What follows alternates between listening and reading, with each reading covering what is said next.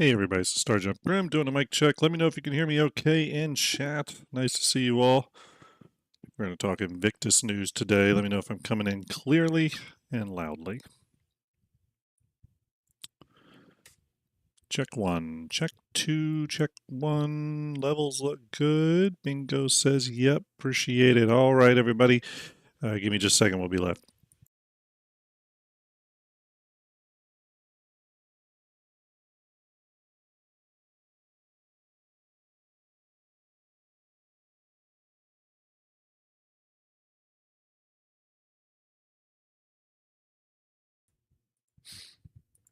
Okay, everyone. Hello. Hope you're all doing well. It is Friday, and once I get on camera, that's when I find the little fuzzies on me. Sorry about that.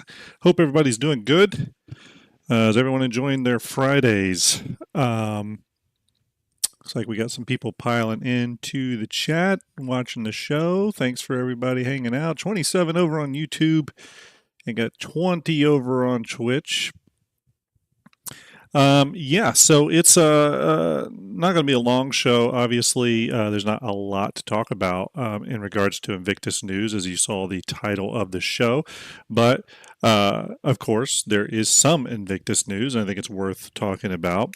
Some of that we've talked about on streams, even just over the last week. But a few little things I wanted to talk about now that we've gotten the schedule and a few other things. So, hello everyone in chat. Nice to see you all there. Bingo says the Legionnaire was in the fly-in video. I disagree, and I will point out why that is. It was not the Legionnaire, but we'll talk about that. I see some new names in chat, which is nice to see. If you all like my content, like what I do, please, if you're on Twitch, please follow the channel. Really appreciate that. If you're over on YouTube, watching over there with our amazing YouTube community, make sure you like, subscribe, all that good stuff. Appreciate it. Forgot the question. Oh, gotcha. Yeah, no. No, I don't think it was Legionnaire. We're going to get all into that. I've analyzed it pretty heavily at this point, and I feel pretty confident on what it is. So, that being said, we do have a few things to watch, obviously. We had a behind the ships episode on Starlancer Attack. We had the Invictus launch layout. The schedule came out, and a few other things. We want to analyze the teaser trailer, obviously, and look at the TAC. We're going to watch that together.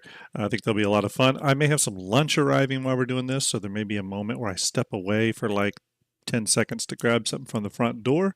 But yes, nice to see everybody. Graham, hello. Real quick, obviously point out we've been raising money for St. Jude. It's been extremely successful campaign so far for the month of April. May, we just gave away an RSI Polaris Corvette. Okay, an RSI Polaris Corvette was just given away the other day on the 30th. So again, it's been very successful. That's all down to you guys and gals and everything in chat. Just really kicking down doors, supporting this year. For the month of April, we hit $11,760 for the month of April, which is incredible. And we have the month of May to go as well. So still a long time to continue bringing in funds for this endeavor. And again, it's just been a lot of fun too. We've been doing a lot of fun content. We have a lot of fun content planned for May as well. That's a little different. Total lifetime raise now for Starjump is $28,203, which is absolutely incredible. Big shout out to Starjump Ender over the preceding years, bringing in that money. So, one second.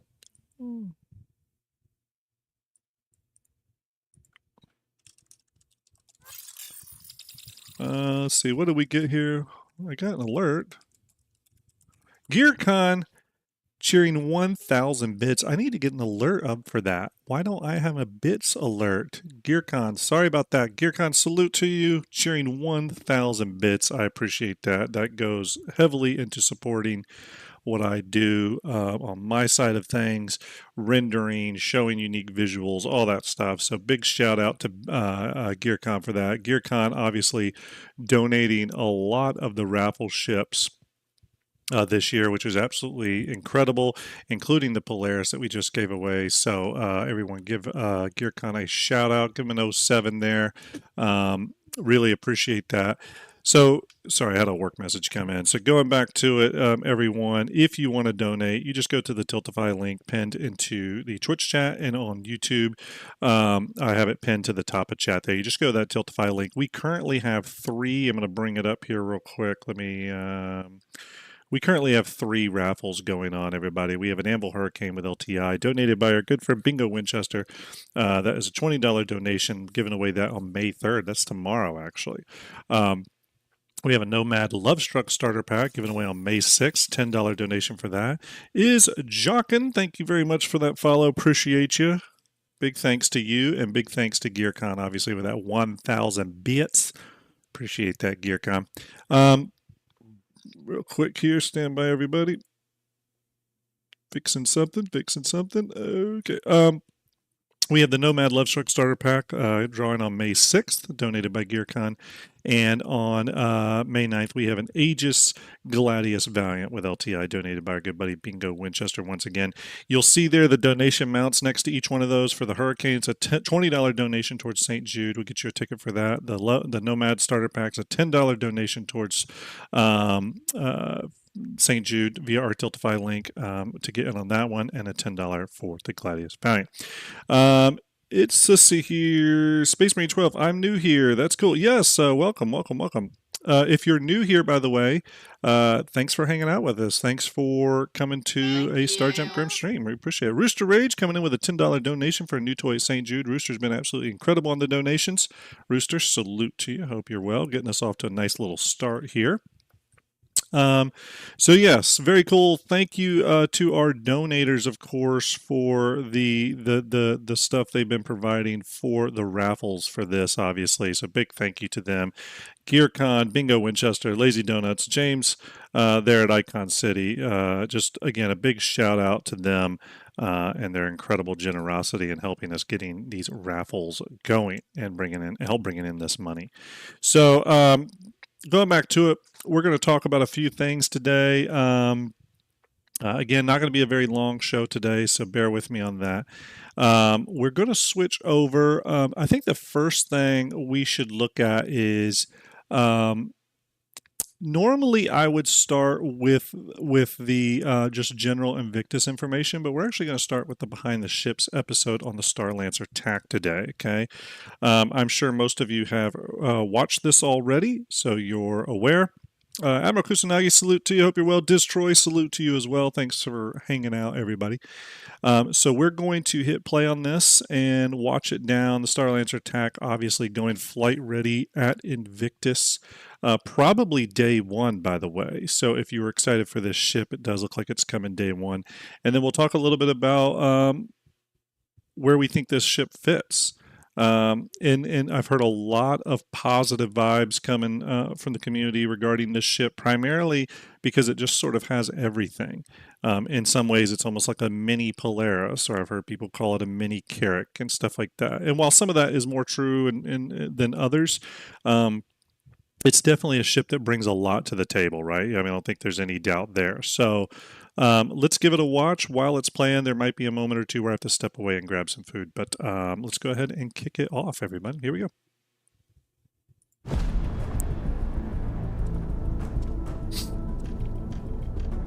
The Starlancer Attack is a variant of the Starlancer series. It kind of takes the Starlancer chassis and outfits it with a more offensive loadout.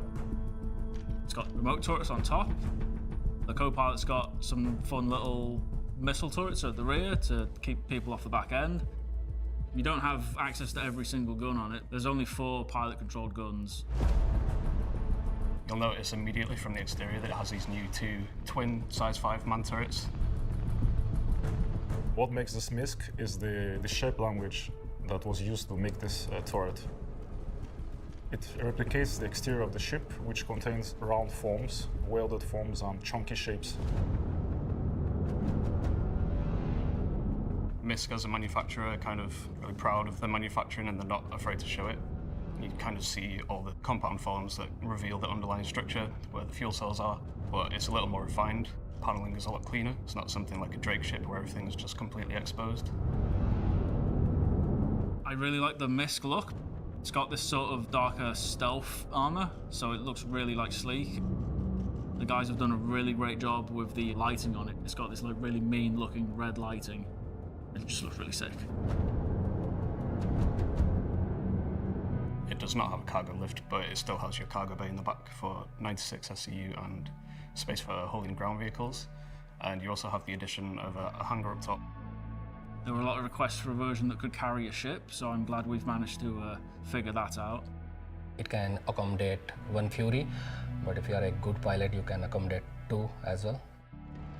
What we've done is we've stripped out the Max's separate habitation rooms and replaced those with the hangar.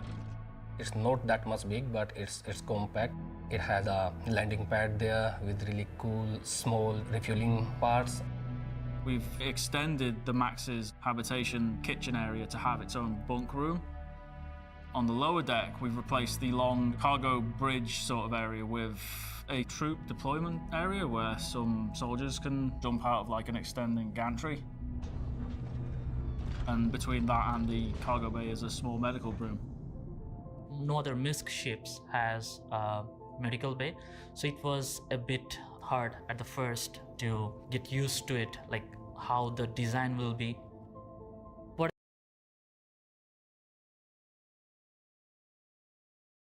Sorry, I just had to unmute everyone, but I will say that I really love the Misk medical suite design. I so hope that we are eventually going to have them do a pass on the Polaris and kind of dress up the medical room in the Polaris. To me, the medical room in the Polaris is the worst offender out of. There's a few areas inside the Polaris that I think need some love, but the medical suite is one of the ones that I really think needs some attention.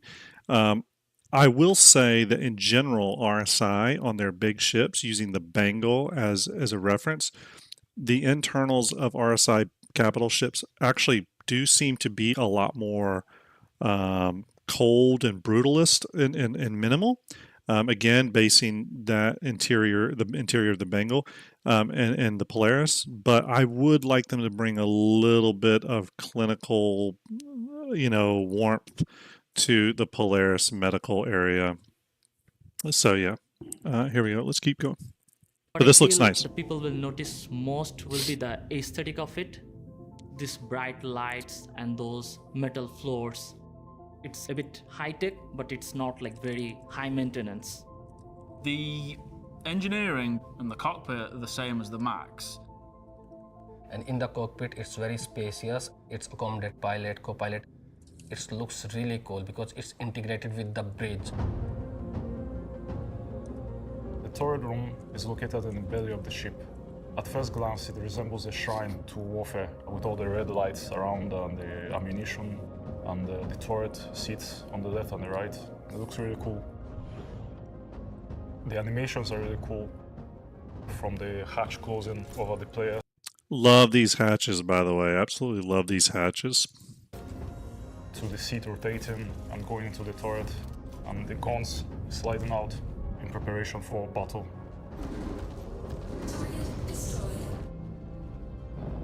The Starlancer would be for like teams of players who really like missions in a large group of like soldiers.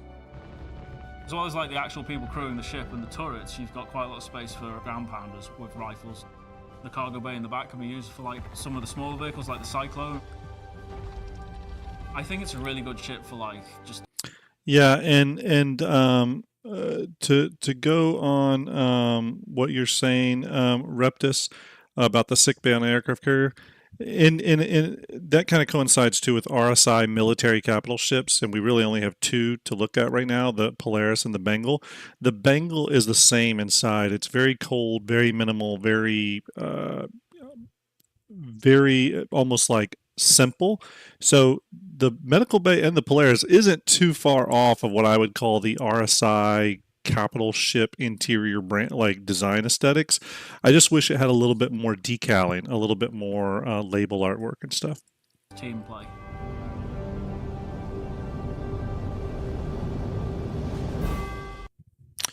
So there it is. Starlancer Attack. No big surprises here, obviously. They're, the original concept that they talked about with Attack is all still here. Doesn't look like anything changed. It wasn't upgunned. I knew there was a lot of people that talked about it possibly being upgunned. The missile launchers on the rear, those rear throwing missile launchers, that isn't anything necessarily new either. They showed that originally. I remember in the original concept discussion, there was some talk about a front-facing missile launcher system, sort of like the Starfare Gemini, but I didn't see them highlight that here, so I'm unsure if that carried over. But again, dual size 5s on either side. Those turrets too, from what we could see, do have a pretty good arc. Now, I did see a developer over on Reddit, could have been Dan McCabe, but I'm not sure, talk about that arc, and they confirmed that they do not face fully forward. So those dual size 5s will not turn to where they're facing forward, just to be totally clear. So yeah, I mean, this looks really cool. I'm very interested in this ship, primarily for one reason. So when I use the Starlancer TAC currently, when I use the Starlancer Max currently, I've used it for cargo missions. I used it a lot for supply or die.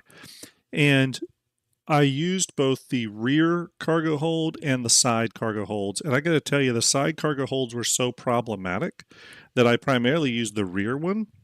And I found that the rear cargo hold with its 96 SCU, but also having the additional stuff, the additional areas on the Max to utilize, and how easy it flew and everything like that, I just used the ship a lot. And I honestly think going to the TAC, still having all that cargo space in the rear, and remember, it's 96 SCU, but you still also can put cargo where the vehicle goes if you want. It will slide around a bit, but you can put it there if you want, and it travels safely. So it can actually carry more than 96 SCU in the rear. Combine that with the medical suite and all that stuff and the Fury hangar, it really starts to get like, oh, I should have this ship. You know what I mean? So how many of you in chat think they are going to either, let me ask this first. How many in chat are going to be upgrading from their Starlancer Max to the Starlancer TAC? That's something I'm very curious about. People that currently own the Max possibly switching up and moving to the TAC. And does anyone have what was the war bond price for the TAC at concept? Does anyone have that? I unfortunately did not pick one up, and I wish I had now. I wish I had purchased some sort of, yeah. Let's see here. Let's see. Crimson Hawk says TAC is a feature competitor of the Carrack, right? No, not for me, really. I've seen people make that. Wild Ace says 295. Okay, I do. I've seen some people make that assumption that that it is a competitor or sort of a smaller version of the Carrack. The reason I don't think it is the Carrack still has a lot of features that this does not have and will never have. The Carrack is able to deploy drones, and remember, all different types of drones. The Carrack has the ability to carry a bigger, well, I shouldn't even say this is a knock against it, but the Carrack can do a bigger, smaller ship in its hangar. But even more so than that, the Carrack has the ability to do cartography, exploration, find smaller jump points, stabilize jump points, and a bunch of other little things, especially the drones and all that, that the Starlancer cannot do, where the Starlancer TAC is even more geared towards combat than the Carrack. So I don't know how much those align. However, in some ways, I could see looking at this almost as a mini Polaris, like a smaller non-capital version of a Polaris. It's got a little bit of that vibe. Obviously, the Polaris has the torpedoes, which don't carry over into this, but just speaking purely of like combat sort of stuff. Denliger on YouTube says the main reason the Max doesn't have as much SCU as I was hoping. Main reason is the Max doesn't have as much SCU as I was hoping, but the amount you lose for what you gain with attack is worth the upgrade. Yeah, that's kind of exactly what I was thinking, Den. Where I do hate to lose the extra cargo of the Max, but what you're gaining in addition to that lost cargo, but what you're gaining is like too valuable to not consider it. So I think I'm sort of in the same boat. You know what I mean? So yeah. But that being said, I'm going to give it a lot of thought, but I really do think I am going to move to the TAC. From the Max.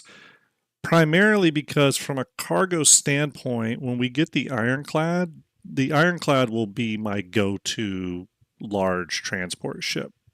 Internally held cargo. It'll be the Ironclad, not the Starlancer Max. Because again, the Ironclad brings with it its own advantages, right? The Starlancer TAC, though, I think is versatile enough that I could see it serving enough edge cases that it would be. It's a strong contender for anyone's fleet because, again, it has so much flexibility built in.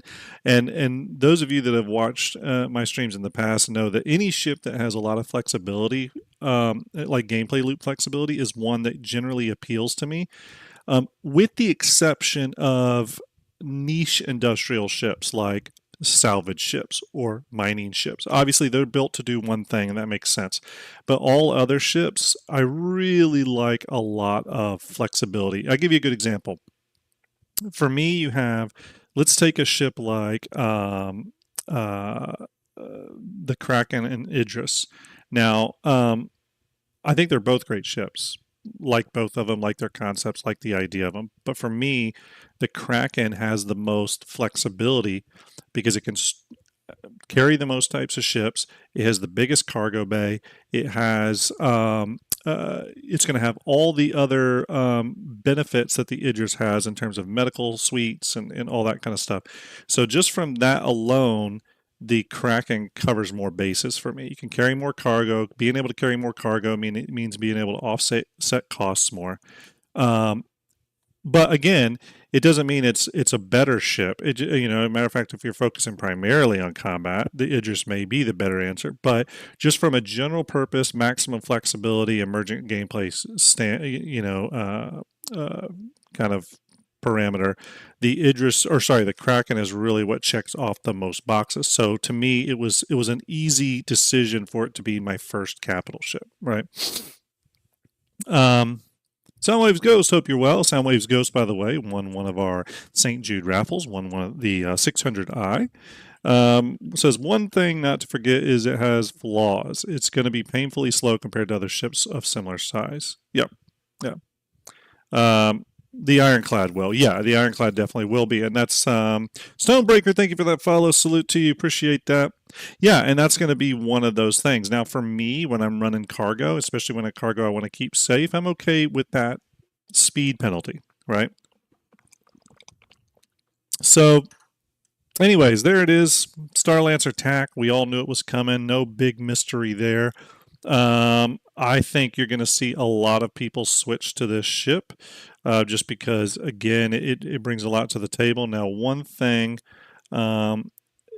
is I do not own a Fury, but this ship is going to make me rethink that. I'm really curious to see what other ships could possibly fit in this top hangar. Figure that out. We can look at that though, because this tells us something. This angle here. Well, we can open Cinema 4D in a bit too. But what this tells us is that hangar outline that is in the holo model is pretty accurate to what we're seeing here. Doesn't look like CIG changed that much. So we can actually look and see which ships will fit into it. Now, obviously, it's got to be very, very small ships. But we can look and see if there's anything else that could possibly go in there. Yeah, Socially Confused says Fury are super cheap in game. What is currently the best Fury? Is it the base model or the missile variant, the MX? Which one is like the better Fury?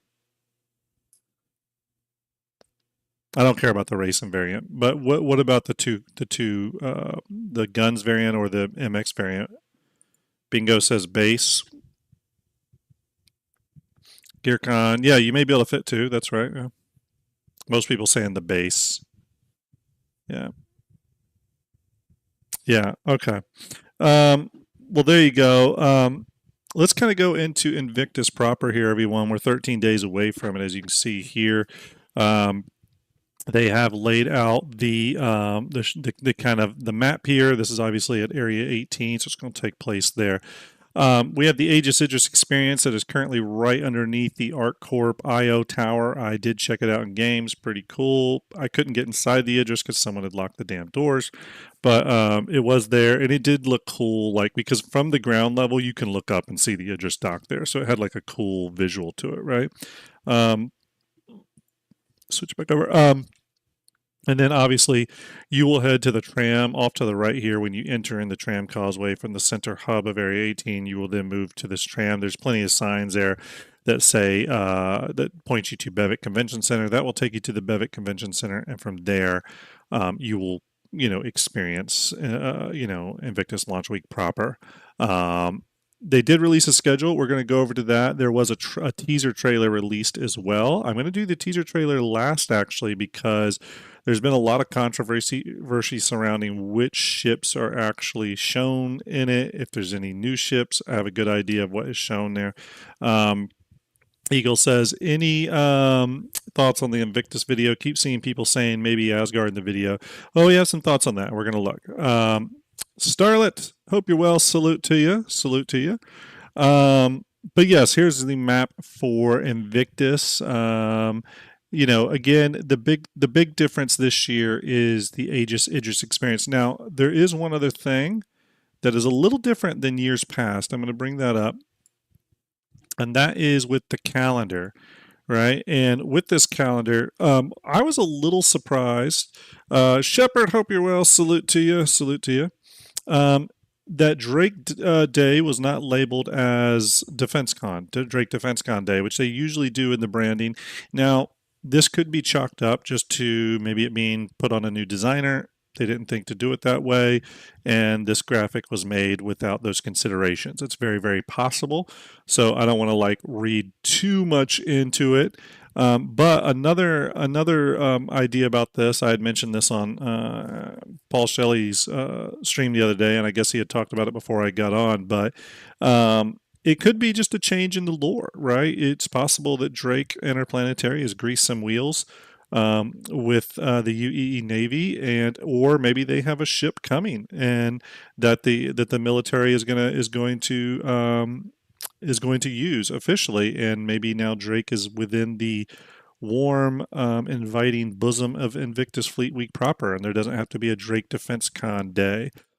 I would hate that a little bit, just because Drake DefenseCon Day was always like a fun little extra at the end of the event, like a nice little cherry on top in terms of things to look forward to. But there you go.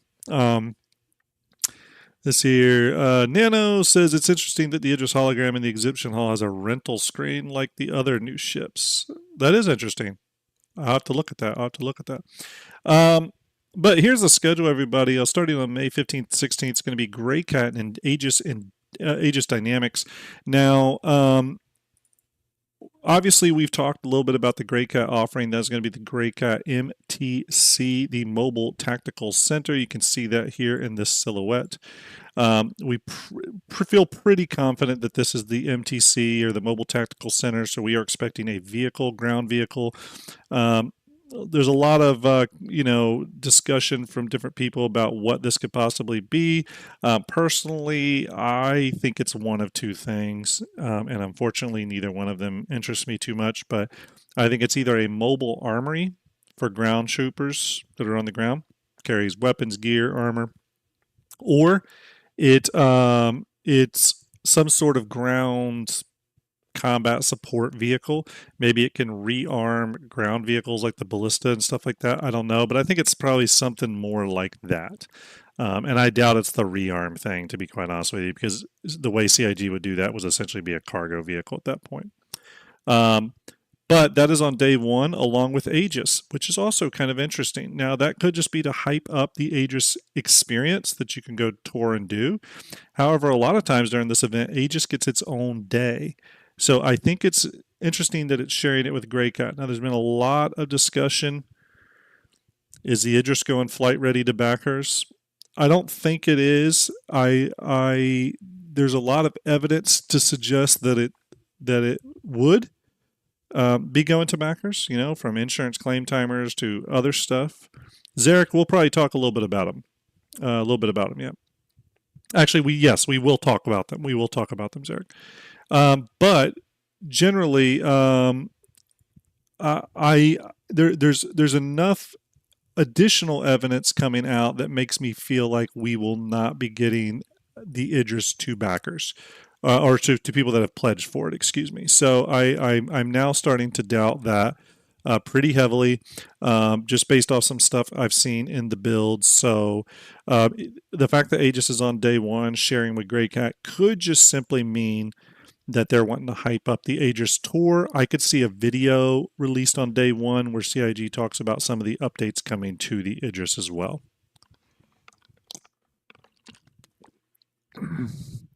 Wild Ace says, anyone want to buy my kidney so I can get a javelin on the 15th? We'll start making calls. Wild Ace, see what we can do. Let's see here. What else here? Socially Confused says, throw the backers of the Aegis P. Hold the combat ones for Squadron 42 release. Yeah, possibly. The Aegis P to me, though, is such a weird thing. And again, the Aegis P being one of the tourable Aegis is also really odd to me. The P variant, I don't totally understand the need for it, to be quite honest with you. It's more of an industrial support ship at that point. I don't really understand why else you would use the Idris, and I don't really understand why it's being toured, why they're doing tours of the Idris P. That doesn't make any sense. So I'm very confused about all this with the Idris. Sten says, getting tired of them blue balling me over the Idris. Hey, I don't totally disagree with that.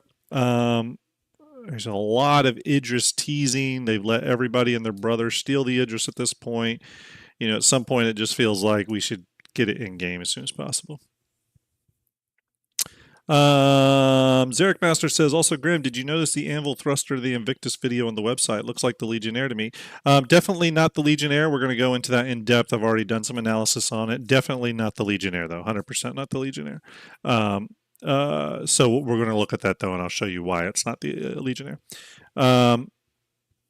VG says, which Idris is sold on limited sale days? That would be the Idris P, and then the K kit will be sold on those days. So we'll have to see. Or they could do something crazy. Maybe they make the Idris M available. Who knows? We'll see. Well, and Citizen Ninja, you're saying it right now. I wonder how much money the Idris price will increase when it comes flyable. And that's the other thing. It probably will increase some. I think it'll increase $100 to $200. $200 maybe. After that, though, we go to Origin, RSI, and Argo. I don't expect much on that day. That's going to be one of those sort of down days. If CIG did a video on every day, which I personally hope they do, I could see an RSI video essentially... Texas Horny Toad donating $90 towards the Aegis Gladius Valiant. Texas always coming in with the big donations. Texas, thank you very much, my brother. I hope you're doing well. Look how close we are, by the way, everyone, to $12,000. That is amazing. Texas, double salute to you, buddy. I hope you're doing well. You've been absolutely amazing with the donations, so thank you very, very much. Hey everyone, Guardian is in chat. If you haven't checked out Guardian's videos, make sure you go over to his YouTube channel and check him out. Guardian says a small cargo room, that's the MS room, is terrible for cargo. Yeah, it is terrible. The P's got a lot of problems for me in general. I don't totally understand why it exists, but so yeah. Anyways, hopefully CIG does a video each every 2 days. And on May 17 and 18, I would love for them to do a video showing the Perseus's progress through development.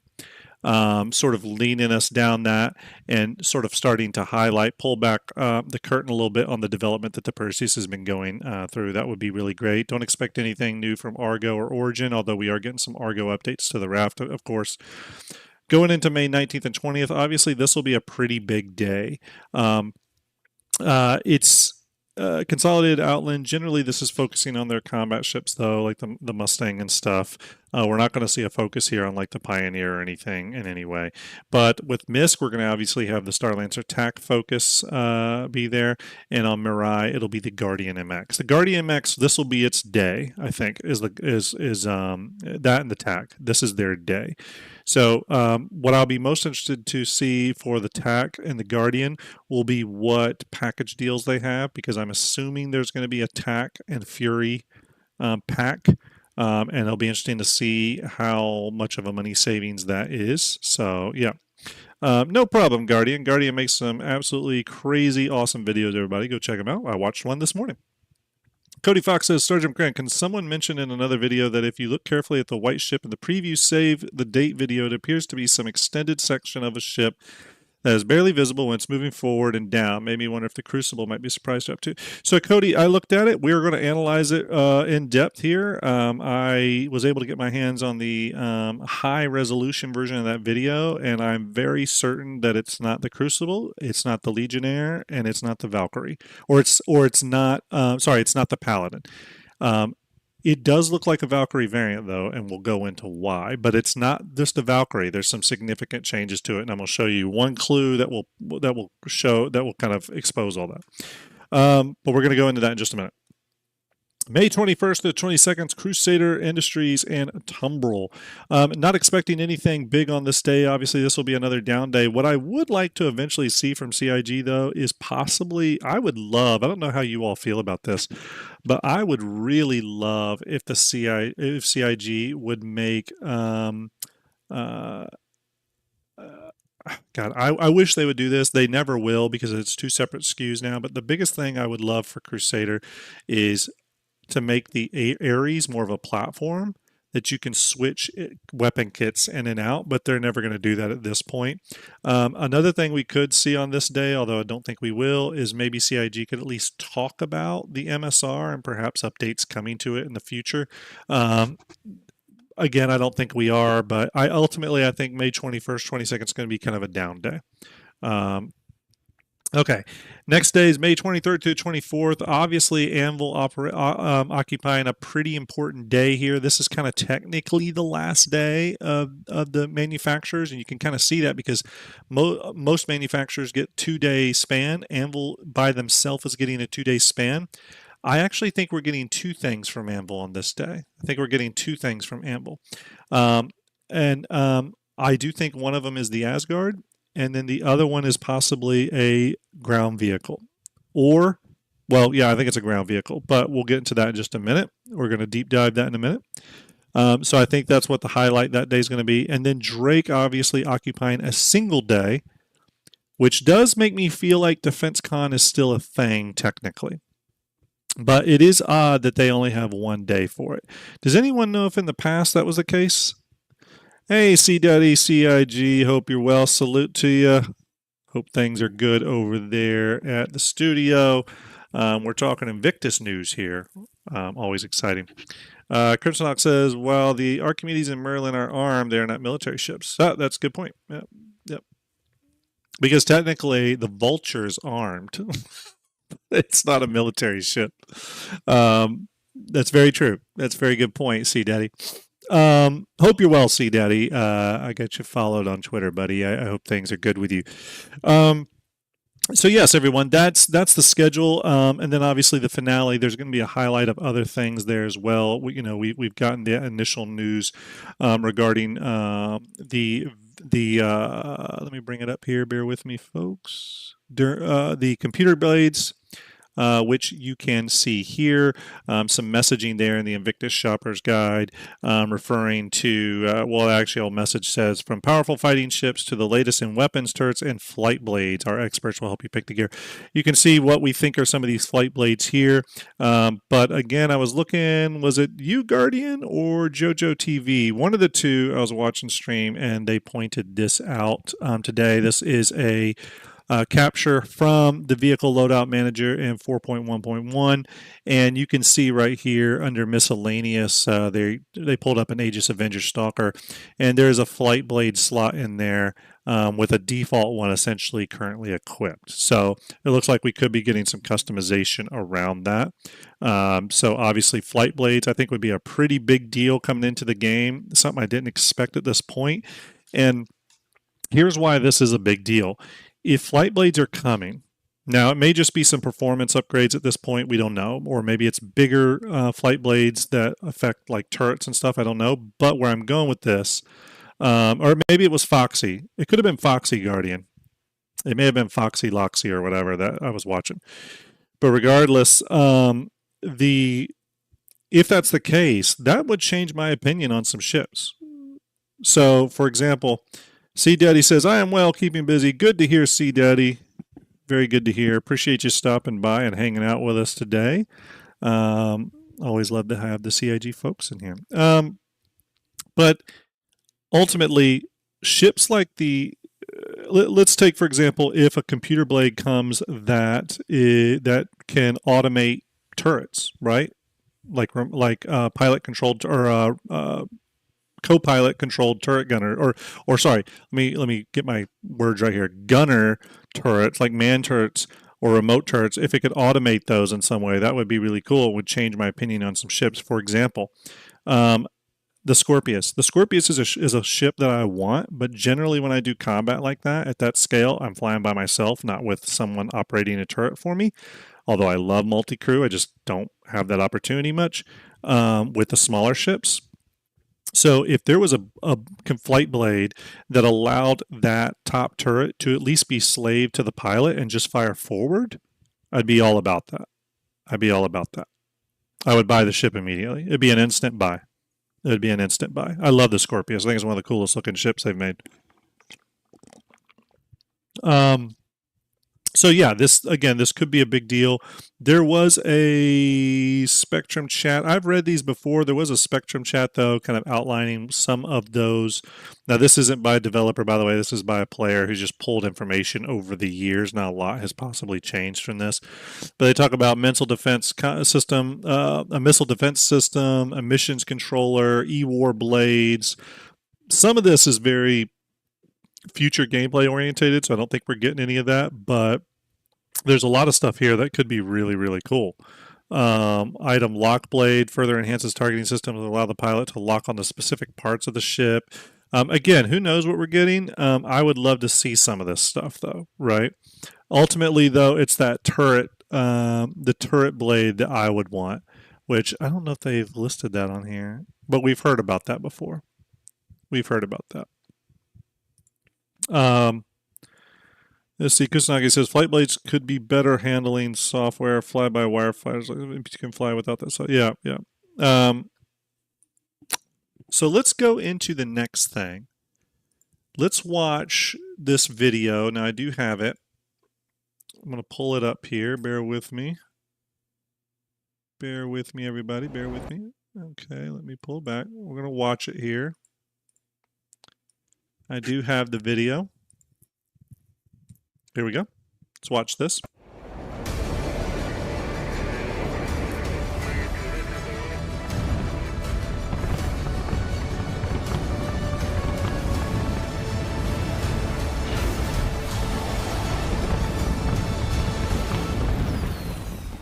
We'll watch it one more time, and then we're going to analyze a few things.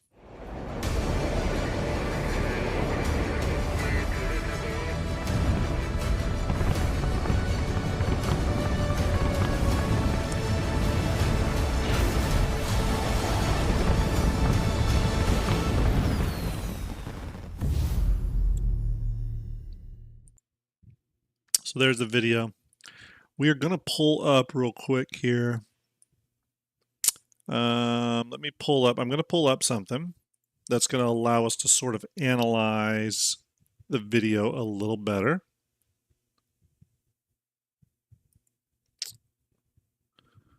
Let's see here. Yeah, CIG did comment on that post. I saw that, Zombie, yeah. And commenting is one thing. I really don't take it is guaranteed until it's in the game. So we'll just have to see what those initial Flight Blade offerings are. And if it ever expands beyond that, great. If it doesn't, it doesn't. But all right, so I'm going to break something out here so that we can properly analyze the video. If I can here, let me bring this over. Let me open this up. And my dog is barking. I'm sure you can hear that. Okay. We're going to look at the video here. Let me scale this video out here real quick. Okay, so we have our video here. I'm able to step through it because I've put it into After Effects. We can obviously see this white ship that comes down in here. I know a lot of people have been talking about it. I've gotten a lot of messages about this ship. See it there, and then when the camera pans here, you see it again right down here just briefly for a second. Okay. The funny thing is there's two ships there, not one. There's actually two ships there, and there's an easy way to see that. Now at this point, you only see one ship flying back there, that white ship. You see one ship, and then when it comes down here, right here, there's two ships. And the reason there's two ships is you can see two different levels of parallax. We're going to zoom and enhance here in just a second. So let's go ahead and jump in here. We're going to push in. We're going to go to this first shot, okay? Now, as you see, our ship starts to come in. Okay, there we go. Nice and big. We've enhanced. You see our ship starts to come in. And we see it right there, okay? Now, this is the point I want to stop on. Okay, so there's two things going on. First, we have a forward small engine outlined right there. You can see the engine right there. Everyone see that? That is a smaller engine, but we can see it, right? It looks to be slightly smaller and low. So it's smaller and lower, and it's at the front of the ship. Okay, smaller, lower, and to the front of the ship. Next engine we have is right here. This engine is both higher, slightly bigger, and towards the middle to rear of the ship. I think it's the middle, right? It's also perched on a wing. You can see I traced the outline of that wing right here. Okay, now that is key. Yeah, socially confused. I was able to get a high-res one here. So if I take this off, you can see that wing right here. And you can see when the ship rotates, the engine is on a wing, right? See that? It is on a wing. And when it rises up here, you can see a hint of another engine. These engines are above the top plane of the ship, okay? Another point to keep in mind. So these two rear to mid engines are mounted higher or up on wings that go up and raise those engines higher. And I think there's a reason for that. But if you can see here, I'll just scrub it. You can kind of see there what's going on. So forward engine, lower. Rear engine, higher. And yes, the ship is doing a turn, right? But still, it's obviously mounted higher. Now, going down here, we can see more of that. Now, you'll see, now this is very subtle. But do you see this right here? This little piece right here, and there'll be another tiny piece here. They are moving at a different rate than the rest of the ship. They're actually moving slightly slower. You can see how this engine right here that's real far back here, it's actually drifting backwards as the foreground white ship is moving. See how it moves backwards? The reason that's happening is because it's a separate ship behind it. So the reason it's moving slower and slightly behind is it's moving at a different level of parallax. There's parallax going on there, and it's causing it to slide back visually. So I think there's another ship hidden back there. But let's go back to this real quick. Let's go back to this wing-mounted anvil thruster. Okay, I am going to pull up Starjump Fleet Viewer real quick. I'm going to pull up these ships. Now here's the here's the interesting thing. There is no ship where the engines, those thrusters, are mounted on winglets like that. The wing is most shaped like the Valkyrie wing. Okay, and I will go back to it. You can see it here. I'm actually going to go right there. You can see it's more of a triangle-shaped wing.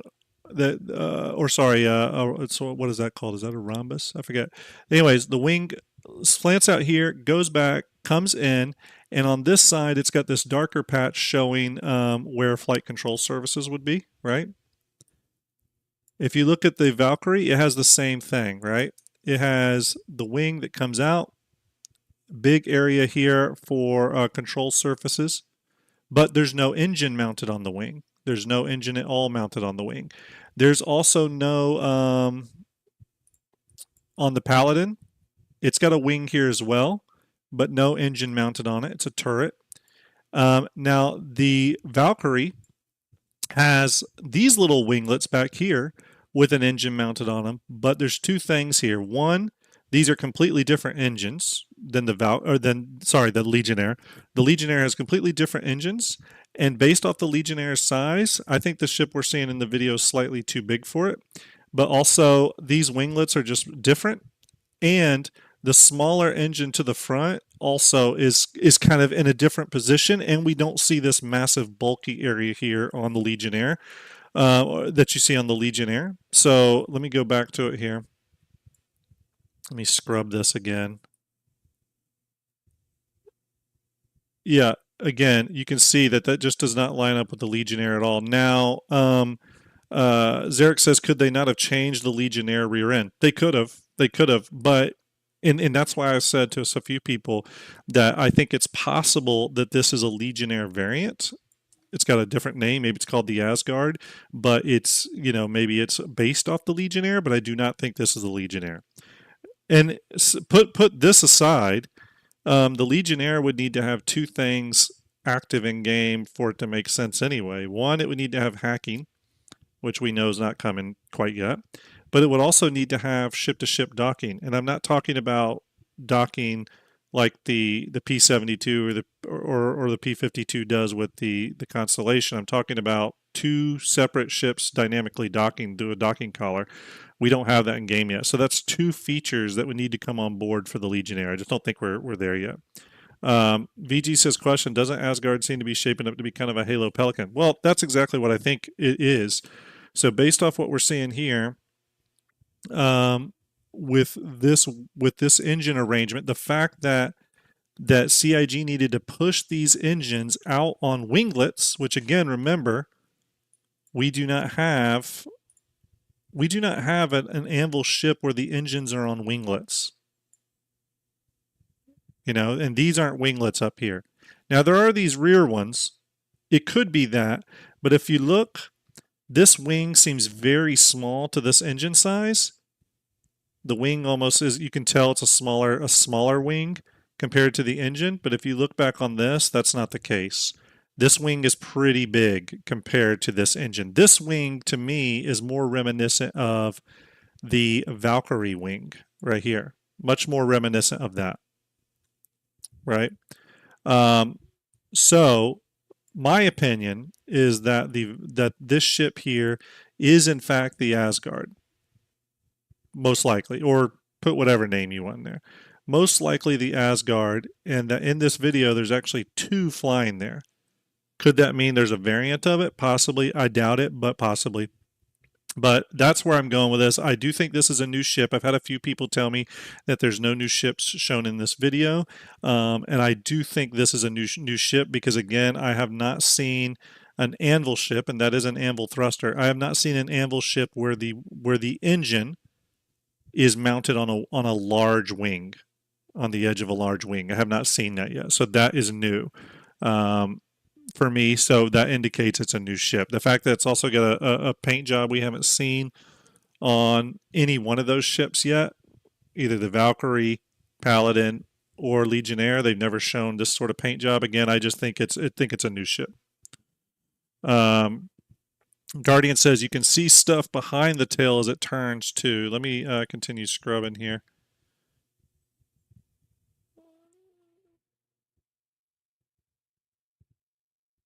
Yeah, there's like a beat right here where you see something right here. I think that's what you're talking about, Guardian. If you look at this piece right here, you can see it's trailing the ship. So there is more there. There is more there. And so that even lends more evidence to it not being the Legionnaire. Because if you look at the Legionnaire, it does have those engines mounted on the little winglets, but they're at the very rear of the ship. There is nothing after there. So unless the Legionnaire just received a massive redesign, this can't be the Legionnaire, in my opinion. Again, not with that little piece there trailing the end. So that's a great call out, Guardian. Again, everyone, give Guardian a little look-see on his channel if you haven't checked him out yet. It does great content. Coming back here. Yeah, I think we're seeing a new ship. I think we're seeing whatever this Asgard is. Now, I have some theory that not only are we getting the Asgard, but I could even see us getting this thing too, whatever this vehicle is that's under development. It's a new ballista type variant. I could also see us getting something like this. I don't know what it would be or what form factor it would take or what the role would be, but we know one's in development. I could see that coming as well. I could see them having that and the Asgard parked out there on an anvil platform at the hull. I definitely don't think this is a Crucible, by the way, everyone. I think we're a good ways off from the Crucible, actually. I mean, CIG hasn't even gotten into like ship repair to that at any level yet, so I think we're a ways off from that. Citizen Joel says, any chance that's the Apollo? No chance that's the Apollo. CIG has talked already about the Apollo just leaving white box review, passing its white box review gate and moving into gray box. So we're still a ways off from the Apollo. Guardian says Valken Legionnaire got frisky, and I'm all here for it. Yeah, I think that's the most likely. Guardian is that it's some sort of variant on the Valk and probably has some Legionnaire parts and pieces in it. I have been told by many people that the Legionnaire is like done, but those are all just content creators or streamers or Star Citizen players. I have not seen anything from CIG that stated that production ever started on the Legionnaire. The only thing John Crew has ever said, unless someone's got a citation they can send me, of which case that would change my mind. But the only thing I've seen about that is John Crew literally said the Legionnaire is not coming right now because hacking gameplay is not ready. So he didn't say that it had been in development. He didn't say it had been worked on. He didn't say any of that. So we don't know if it's in a white box state, concept mesh state, gray box state. We really don't know. And I haven't seen anything definitively that says the Legionnaire is like done, sitting on a shelf, ready to go. As a matter of fact, I would assume it's not. North says it's odd that they showed it during the 2023 development video. Yeah, because at that time, the ship team assumed that hacking gameplay was going in, but now it does look like CIG has pushed hacking off a little further. I have a feeling that's because hacking is waiting on FPS scanning. So FPS scanning will come, then hacking, and probably then the Legionnaire, because it ties into hacking. Yeah. Altzilla says, I've heard that the Valken PTU has physical buttons now. Is that true? I'm not sure about that, Altzilla, but I do know that the Valk has received a lot of updates. It's definitely received a lot of updates. Actually, sorry, everybody. Bear with me. I've lost my... Where is it? Oh, there it is. But yeah, I think the Valk has received a lot of updates. That much we do know. Let me look through my files here. Let's see here. North says also explains why Valk side door turrets are broken. Is if it's based off the Valk, may it's so look. I mean, generally, whenever CIG is working on a variant of a ship, the ship that it's originally based off of is getting some knob twisting and switches being flipped up and down. So again, yeah, it would not shock me if the Valkyrie's getting some love. And we'll probably, leading up into Invictus, getting closer, we'll probably get a, oh, Zotobe just sent the Kraken overhead. He's subscribed for 4 months in a row now. Zotobe, thank you very much. Salute to you. I hope you're doing well. It's nice to see the Kraken fly overhead. Appreciate that. So yeah, it's natural to see some work coming to the Valk if this is indeed a Valkyrie variant, which I think it is. We see the same thing with the Caterpillar, or at least I'm speculating here, but I do think this is the case. We saw a little bit of love come to the Caterpillar in a few different ways, and that would make sense if, in fact, the Ironclad's being worked on, right? Especially if if the Ironclad is currently in production, I would expect to see some roll-ons occur to the Caterpillar and maybe even some other Drake ships, because it means they got those files open, right? Starraven says, you have noticed the front nose of the Valkyrie coming from behind the Starlancer. Yeah, that happens up near the front. Let me find that again. Let me pull out. You see it right here. Now, we do see the front of the Valkyrie here. I looked and inspected. This does look like the Valkyrie. However, we don't know what the nose of this new Anvil ship looks like. The nose could be almost purely lifted from the Valkyrie, for all we know. So it's very possible this could be whatever this new ship is. Now, I don't think that's the case. This could be a Valkyrie to just throw us off. But I'm very confident that the white ship we see coming in down here is, in fact, a new ship. You know what I mean? That, to me, seems very clear. Especially when it raises up here and we see these two engines mounted really high midsection on the ship.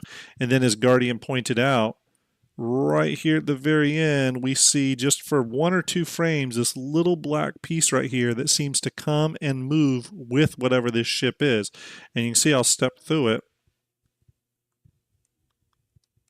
See that? See how it moves with the ship? That little black piece. Now, there is some artifacting on the video, but you can see that piece moving with the ship. So there you go. Well, we're getting to some frame-by-frame analyzation here. I hope Ben Curtis or John Crew are watching or lurking and seeing the love that we have for these ships. So yeah, big shout out to John Crew and Ben Curtis, by the way. Always doing amazing work. And very nice guys, too. Very nice guys.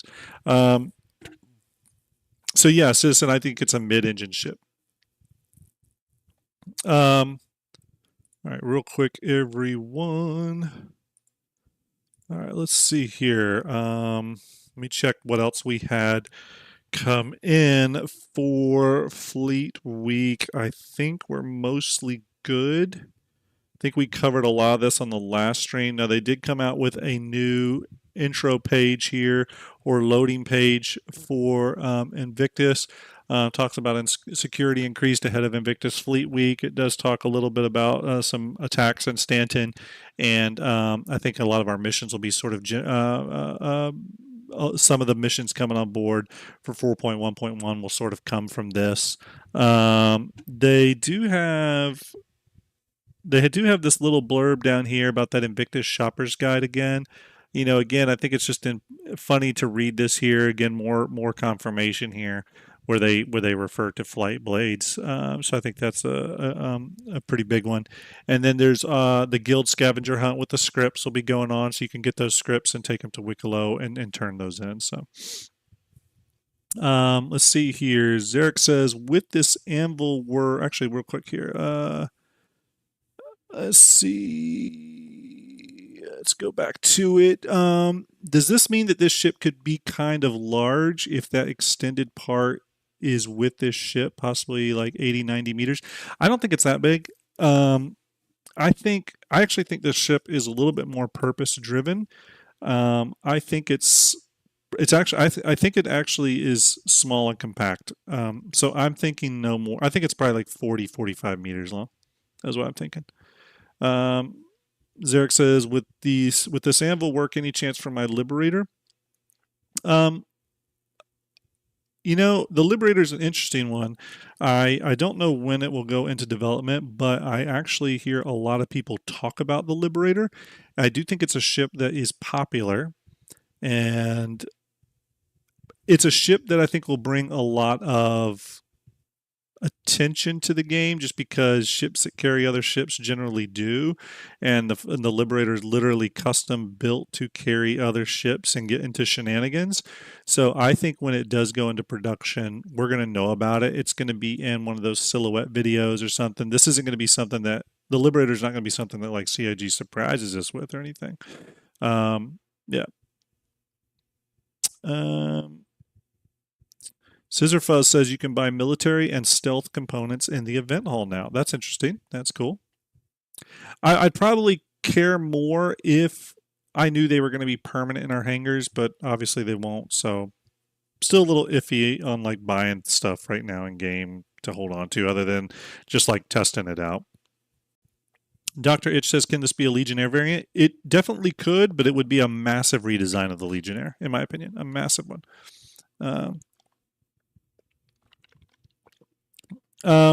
Let's see here. What else do we have? How much taller would the Valk have to be to hold the Nova tank? I'm not sure. We could actually, let's bring up, why don't we go ahead and bring up Cinema 4D? Does everyone want to get a little crazy? Does anyone want to get a little crazy here for a minute? Let's bring up... okay. I'm going to bring up Cinema 4D, but bear with me here for a minute. Do I have a Valkyrie like ready to go? That's the question. Probably don't. But that's okay. We have ways around that. Yeah, let's bring up this. There we go. Let me send us over. Oh, what's that one? I had too many windows up here. Cindy Sanderson resubscribed with Prime. They've been subscribed for 6 months. Cindy, thank you very much. I appreciate that. I hope you're doing quite well. Quite well. Where is my left screen? Okay, there it is. Let's turn off left monitor. Okay. Let's remove this and let's go into the model. So to me, what looks like is happening here, again, let's start from here, right? Now, see, you remember how I talked about, actually, let's go back to the left monitor real quick. You remember how I talked about this front engine being smaller? You can see it right there, but see, remember how I talked about it being smaller than the rear engine? I've had some people debate me on that, but to me it looks definitely smaller. Again, going back over to this, again, that would perfectly align. The front engine is smaller than this engine, but technically what looks like it's happening. Rooster Ray just donated $10. Rooster, thank you very much. Getting those donations flowing, everyone. Don't forget the Tiltify link pinned to the top of the YouTube chat and the Tiltify link that keeps popping up via Stream Elements there and Twitch. Go there, donate to St. Jude. We've had an incredible turnout from everyone. We're at $11,800 and I believe $80 now. I don't think it's quite updated, but $880. We're only like $120 away, or 130 away from $12,000 raised. Isn't that incredible? For sick kids and their families, this is all for St. Jude Play Live. So big shout out to everyone in chat for the incredible donations. It's been amazing. But let's go into the Valkyrie real quick. Oh, I'm not showing the Valkyrie, am I? There we go. But you can see here that the front engines are smaller than the back engines, right? So again, it makes sense. So here's what I'm thinking. Thank you. Focus just donated $20. Oh my goodness, we have some donations rolling in.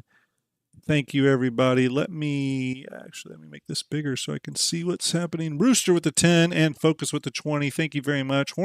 Texas Horny Toe came in with $90 donation earlier. Incredible. Again, everyone, whether it's $5 or $500, everything matters to these sick kids and their families. Thank you very much for those donations. Let's go ahead and grab our thruster here. Let's grab the engine. Okay. What we're going to do is we're going to move some stuff around here. We're going to get a little crazy here, okay? We're going to get a little crazy. Let's assume it's something like that.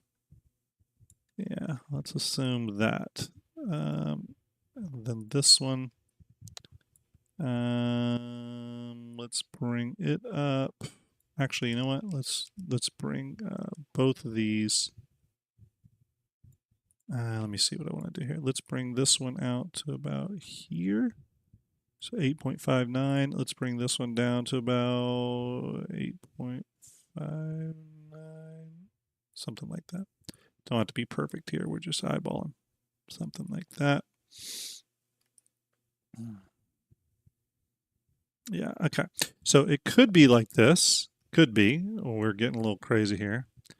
It makes it a wide ship, but probably not too wide. And also, these wings could transform. It does look like the wings may be angled back further too. We don't actually know. But let's get a little crazy here. So this is the right engine. We're going to put it on the right wing. This is the left wing. We're going to put the left engine on the left wing here. Okay, there we go. So what this could be, what this could be, I don't know if this is the case, by the way. I'm just spitballing wildly here. I almost wonder too if the engine or if the wings are angled up, because it does look like they're trying to get the engines off the ground. Go, Guardian just donated $100. Oh my God, Guardian. Everyone, give Guardian a salute for that amazing donation. Guardian, thank you very much. You're all incredible. As a matter of fact, let me do something real quick. Guardian, coming in with that massive donation. Let's see here. I'm going to do something. Bear with me. Bear with me. Where is it? Where is it? Yes, here we go. Here we go. Here we go. Everyone, make sure you go give Guardian a look-see. Definitely make sure you do that. I'm going to put his thing in the chat.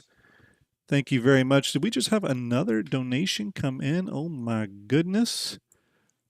It's $30 by Star Raven towards the Aegis Gladius. Thank you very much, Star Raven. Salute to you. And of course, Guardian coming in with a $100 for a Red Wagon for St. Jude. Thank you very much, both of you. Really appreciate it. Everyone, I just put Guardian's channel down there in chat. Go give him a follow if you would. We have now hit the $12,000 mark. You can see that right there up above. $12,000. Right up there. $12,020. Incredible. Incredible. I'm excited. I know you all are. That's absolutely amazing. Amazing work by everybody. You have yourselves to thank for that, by the way, so thank you very much. $12,000 raised. $12,020 raised. We got to put a new milestone in there of $13,000. We got to get that set up. I'll have to set that up here shortly. All of you in chat, salute to you bringing in those extra doleros. But what could be happening here on this ship is instead of the wings slanting down like they do right here, they could be slanting up to sort of match the rear wings, right? So let me rotate here. I'm wondering if it, oh gosh, that's not what I wanted. Let me change here. Bear with me. These are really whacked out. Rotation.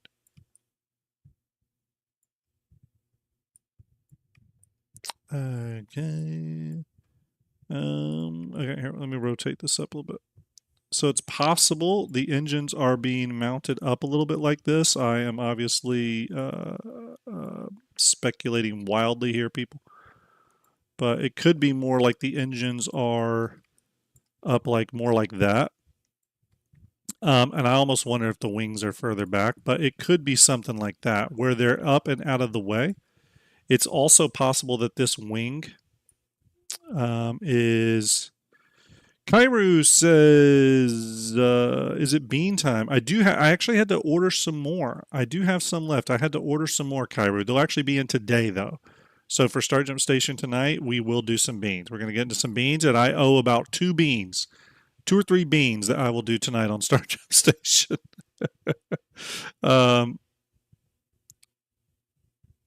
Okay, here we go. So it's possible this wing is also just a little bit different in whatever this new ship is as well. So for example, it could be that this wing is a little bit more... Oops. It could be that this wing is a little shorter, a little bit more angular, a little bit fatter like that. That is very possible with that pulling the engine in further. Something like that. That seems very doable. That would again cut down on the level of width the ship has. BMC donating $10 to unlock a new toy for St. Jude. BMC, thank you very much. Salute to you. Let's see here. 950. I can't overlay it, but... Well, actually, you know what? There's maybe something I can do. Bear with me. Bear with me. Let me try one thing here. Let me go back into After Effects here. Okay. I'm going to take a screen grab of this. Okay. Then we're going to go back into Cinema 4D. Actually, hold on one second, everybody. I'm grabbing a file. We're doing this all off the cuff here. Bear with me. Bear with me. Bear with me. Bear with me. Bear with me. I only have another minute, everybody. But I have. Let's see here. Where's that image? Okay, background. Is this even going to work? This may not work, everybody. I was hoping I could do it. Let's see. Okay, there we go. Hold on a minute. So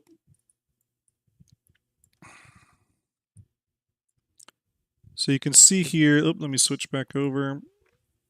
So again, we have our thing down here. Again, I'm thinking it's something like this, right? Now, everything's mounted kind of weird, and I don't know the angle of anything here. It could be more like this for all we know. But I'm thinking it's something more like that, right? And if I take this off, right, something somewhat like that. Obviously, I'm not exact because I don't know the camera angles and the focal length and all that, but that's generally what I'm thinking. Something along those lines. Kusanagi says, actually, Sergeant Graham, I donate for a chance to win a custom skin in Fleet Viewer. Just an idea. We've done 2 of those, Derek. We've given away 2. I might do one on Starjump Station tonight, though, Derek. So tune in tonight for Starjump Station, 9 p.m. Eastern. We might do another one. Kusanagi says, can you take the big engine off the wing and switch it to the vertical wing off the back of the Valk? Yes, I could do that real quick, but I don't think that's it because we know more ship extends, right? So,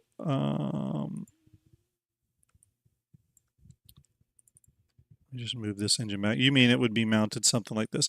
So it just doesn't. This wing just doesn't match. Just doesn't match the wing that we see in the video. The wing we see in the video is a lot more angular, but I think that's sort of what you're referring to.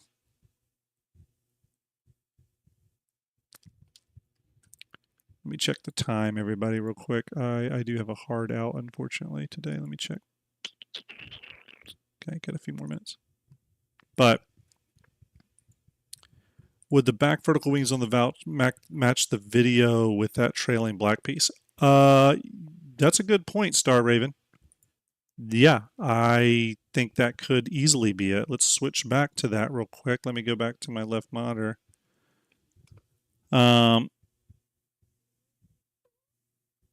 It's possible. It looks a little short, but it is possible.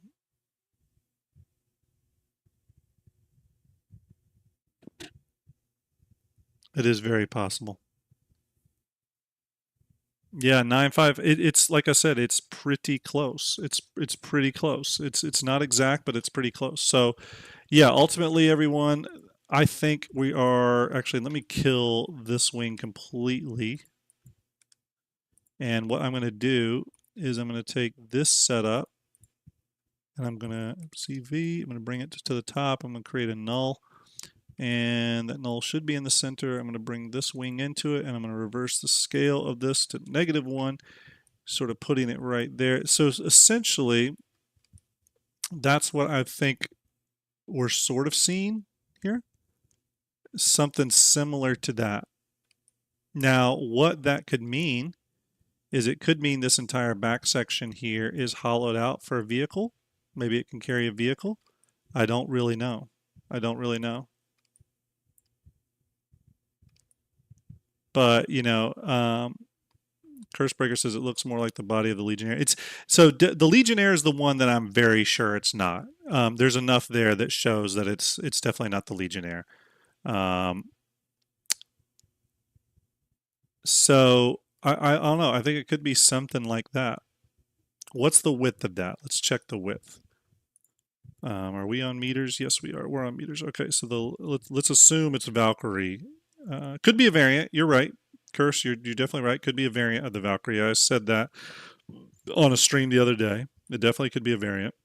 So a width here with these engines would put us at roughly 36 meters wide. So this would have to go. So yeah, that fit on a large pad. That could fit in a pad. Kusanagi says, "Isn't there a vertical wing in between the engines?" I didn't see one. Let me see. Let me go back to it. I didn't see one, but no, there's the other engine. I don't see a vertical wing. I think there's whatever that is. It's a turret, I think.